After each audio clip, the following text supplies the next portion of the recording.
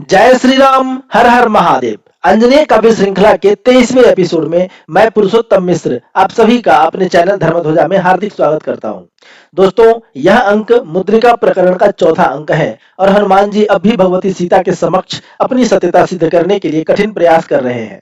पिछले अंक में आपने देखा सुना कि भगवती सीता हनुमान जी को बहुरूपिया रावण समझ लेती है, क्योंकि उन्हें इस बात पर विश्वास ही नहीं होता कि एक छोटा सा वानर पूरे महासागर को एक ही छलांग में पार करके रावण के सिर पर पैर रखकर लंका में पहुंच जाए और सकुशल भी रह जाए। और वे अपनी शंकाएं हनुमान जी को भी बताती हैं और उन्हें श्री राम के बारे में और बताने के लिए प्रेरित करती हैं। तब हनुमान जी भगवती सीता के समक्ष श्री राम के गुणों का बखान करना प्रारंभ करते हैं। इसी क्रम में हनुमान जी द्वारा भगवान श्री राम की स्तुति आपके समक्ष प्रस्तुत की थी पिछले अंक में। अब हम इसी क्रम को आगे बढ़ाते हैं। प्रस्तुत अंक में भी भगवान श्री राम की ही स्तुति है, तो चलिए इस अंक का श्री गणेश करते हैं। धरहु हृदय महु अभय अब, तजहु विपति अनुमान, राम चरण रजदास में आंजनेय हनुमान।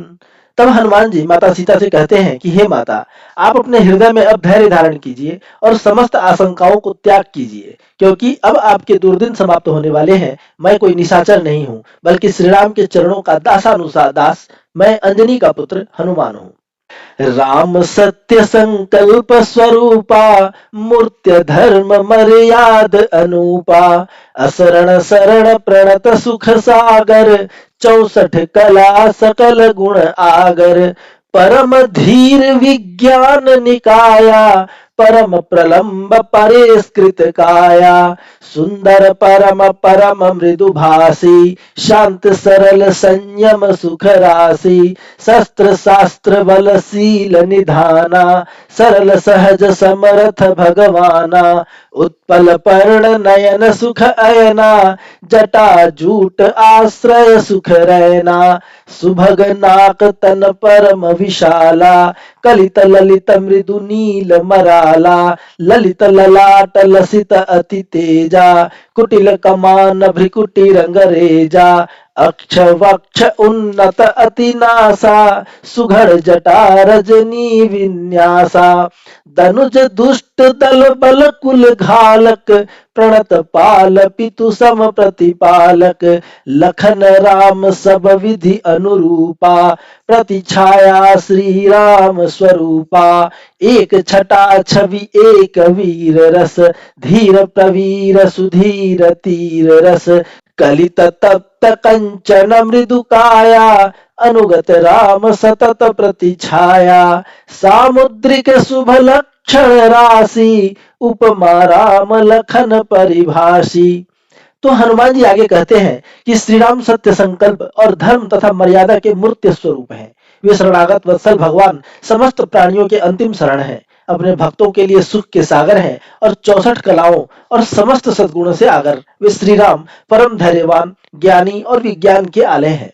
उनका शरीर विशाल, स्वच्छ और सबल है। वे शांत, सरल एवं समस्त शस्त्र शास्त्रों के प्रकांड पंडित हैं। उनकी आंखें प्रफुल्ल कमल के पत्र के जैसी है और उनके घने बाल सुखमयी रात्रि का स्मरण दिलाती हैं। उनकी नासिका और ललाट अत्यंत ही सुंदर और उन्नत है, जिन पर उनकी कुटिल भ्रिकुटियां धनुष के तरह विद्यमान है। लक्ष्मण जी का रूप गुण भी अपने बड़े भाई श्री राम के अनुरूप ही है। दोनों में बस वर्ण का अंतर है। जहां श्री राम श्याम वर्ण के हैं, वहीं लक्ष्मण जी का वर्ण तपाए हुए सुवर्ण की तरह है।